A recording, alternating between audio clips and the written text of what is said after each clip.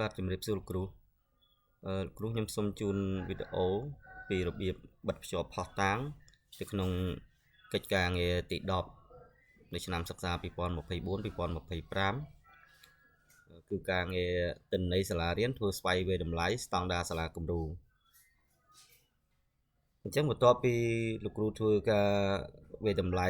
ស្តង់ដារសាលាគំរូរួចហើយបានដាក់ពិន្ទុរួចហើយគឺត្រូវបិទភ្ជាប់នៅផុសតាង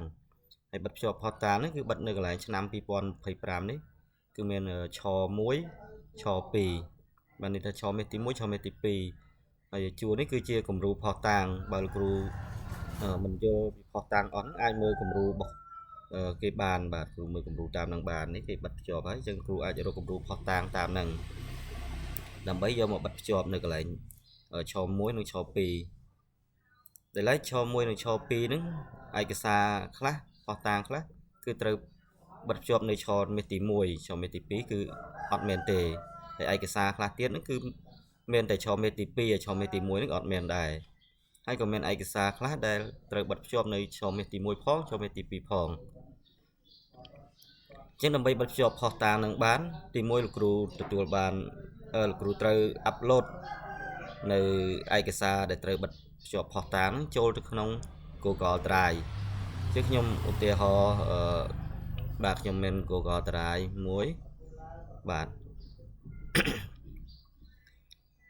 អញ្ចឹងដើម្បីដាក់ឯកសារនឹងចូលក្នុង Google Drive បានលោកគ្រូត្រូវបើកGoogle ចឹងខ្ញុំសូមបើក Google ថ្មីបាទបើក Google ហើយគ្រូចូលមកកន្លែងសញ្ញាចុចនេះហើយជ្រើសរើសយក Drive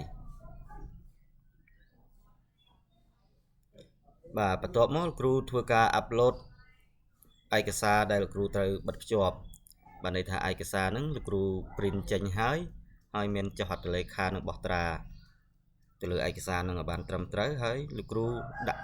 ចូលទៅក្នុង folder មួយដាក់ចូលទៅក្នុង folder មួយទៅរួចហើយលោកគ្រូចូលទៅ Google Drive ដើម្បី upload folder ហ្នឹងចូលមកក្នុង Drive អញ្ចឹងបន្ទាប់ពីខ្ញុំបើក Google Drive ហើយខ្ញុំចូលកន្លែងពាក្យថាសញ្ញាលេខបូកហើយពាក្យ new នេះបន្តមកទៀតខ្ញុំជ្រើសរើសយក folder upload បានន័យថាខ្ញុំ upload ជា folder បើលោកគ្រូអត់ដាក់ជា folder ទេលោកគ្រូអាចជ្រើសរើសជាfile upload នេះគឺបានន័យថា upload ឯកសារមួយម្ដងតែនេះខ្ញុំសូមជ្រើសរើស folder upload ដើម្បី upload ឯកសារហ្នឹងម្ដងទាំងអស់បានចុចកន្លែងតហ្នឹងហើយទៅរកឯកសារបាទដោយឯកសាររបស់លោកគ្រូគឺខ្ញុំបានធ្វើរួចហើយខ្ញុំដាក់នៅកន្លែងនេះបាទនេះវិទ្យាល័យកំពង់ភ្នំនេះបាទពីកំពង់ភ្នំនេះខ្ញុំសរសេរខុសបាទ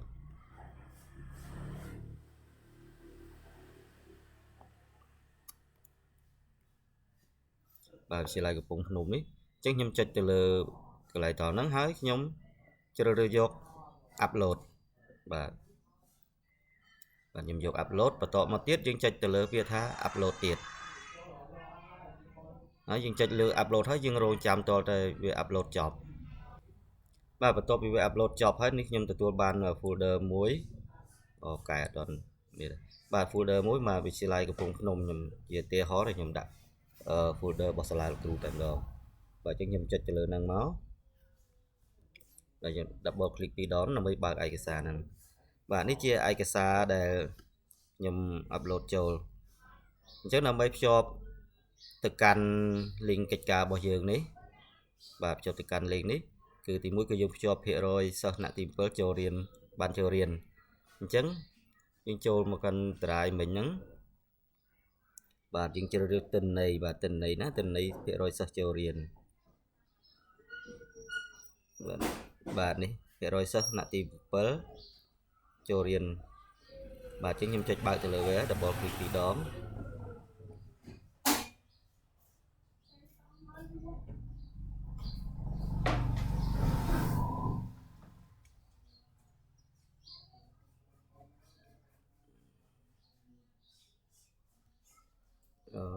ឈប់បាទអធិស្ឋានសូមម្ដងទៀតបាទបន្ទាប់ពីយើងឃើញចឹងហើយគ្រូអាចចុចកន្លែងចុច3នេះចុចមកលោកគ្រូនឹងឃើញពាក្យមួយ share បាទពាក្យ share ហ្នឹងលោកគ្រូជ្រើសរើសយក copy link បាទតប copy link ហើយលោកគ្រូចុចកន្លែងតនេះmanage access នេះលោកគ្រូចុចកន្លែងតហ្នឹងមកដើម្បីយើងធ្វើការកំណត់ទៅលើ link ហ្នឹងតើឲ្យគេ edit ឬក៏ viewer បាទកន្លែងតនេះគ្រូជ្រើសរើសយកeveryone បាទយកខាងក្រោមនេះមកតមកទៀតលោកគ្រូចុចពាក្យថា copy link ហើយចុចពាក្យ done រួចហើយលោកគ្រូចូលមកកិច្ចការងាររបស់គ្រូកន្លែងតនេះគឺគ្រូចុចមកស្ដាំហើយយកពាក្យ insert link បាទបន្ទាប់ពី insert link មកកន្លែងតនេះសញ្ញា search នេះបាទសញ្ញាកែវពង្រីកនេះលោកគ្រូធ្វើការ copy link នឹងចូលផាស link នឹងចូលដោយចុច control អក្សរ V បន្ទាប់មកគ្រូចុច apply បាទអញ្ចឹងគ្រូឃើញគ្រូបាន link កិច្ចការហ្នឹងនេះចំនួន100%សិស្សចូលរៀនបន្ទាប់មកទៀតការងារបន្តទៀតគ្រូធ្វើអញ្ចឹងដូចគ្នាបាទដូចនេះចំនួនសិស្សបោះបង់អញ្ចឹងសិស្សបោះបង់នេះអាចមានតាំងពីឆមាស1និងឆមាស2នេះឆមាសទី1បោះបង់ប្រហែលឆមាសទី2បោះបង់ប្រហែលបើនេះទេលោកគ្រូអាចដាក់តែឆមាសទី2ទាំងអស់ក៏បានដែរកន្លែងសិស្សបោះបង់នេះព្រោះអានឹងសរុបហើយគឺបោះបង់ទាំងពីរឆមាសហ្នឹងគឺសរុបនៅចុងក្រោយហ្នឹងអញ្ចឹងគ្រូធ្វើដូចគ្នាមិនអញ្ចឹងចូលទៅកាន់ Google Drive ដែរមកហើយគ្រូរកកន្លែងបាទនេះស្ថិតិសិស្សបោះបង់បាទគ្រូចុចកន្លែងដល់ហ្នឹងមកដូចគ្នាមកហើយបន្តមកចុចកន្លែង share ហើយ copy link បាទចុចកន្លែងដល់នេះដើម្បីយើងកំណត់ទៅលើ link យើងបាទកន្លែងដល់នេះគឺជ្រើសរើសយកនេះមក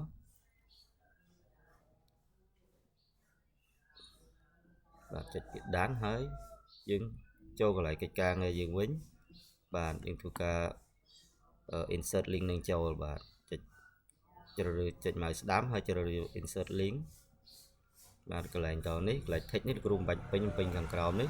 ទៅចុច control អក្សរ V ហើយចុច apply បាទតបមក link យើងបានហើយអញ្ចឹងមកដល់បន្ទាប់មកទៀតនេះចំនួនភាគរយសិស្សឡើងថ្នាក់បាទចំនួនភាគរយសិស្សឡើងថ្នាក់អញ្ចឹងលោកគ្រូធ្វើដូចគ្នាអញ្ចឹងទៅរកឯកសារណាដែល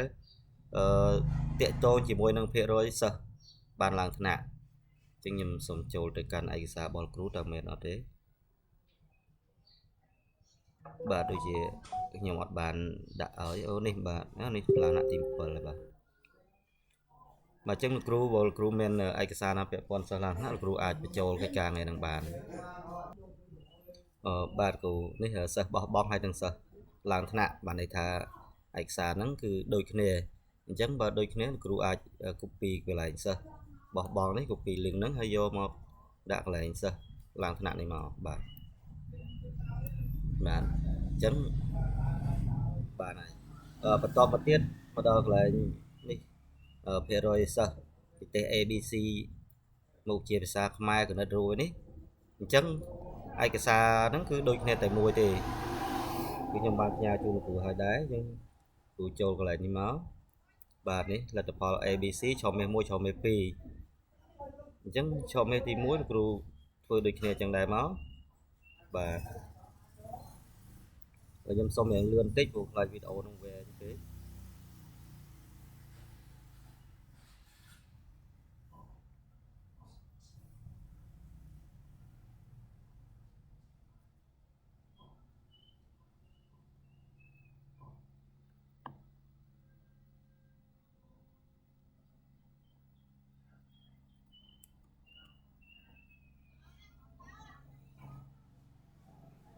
បាទអញ្ចឹងមុខជាដតេទៀតគ្រូធ្វើការ copy វាយកមកផាសឲ្យគ្រប់មុខជាទាំងអស់មកបាទផាសបាទទៅត្រឹមនេះភាសាបរទេសនេះបាទកន្លែងភាគរយសិស្សមានសមត្ថភាពអានតាមស្តង់ដារហ្នឹងបើលោកគ្រូមានឯកសារគ្រូបិទភ្ជាប់នឹងដែរមកនេះភាគរយសិស្សប្រឡងសញ្ញាបត្រមធ្យមសិក្សាបឋមភូមិបាទហ្នឹងលោកគ្រូមែនហើយលោកគ្រូអាចថតឯកសារតារាង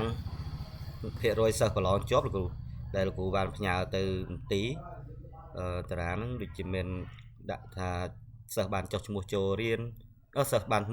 ចុះឈ្មោះប្រឡងបាទសូមអធិស្ឋានហើយសិស្សបានមកប្រឡង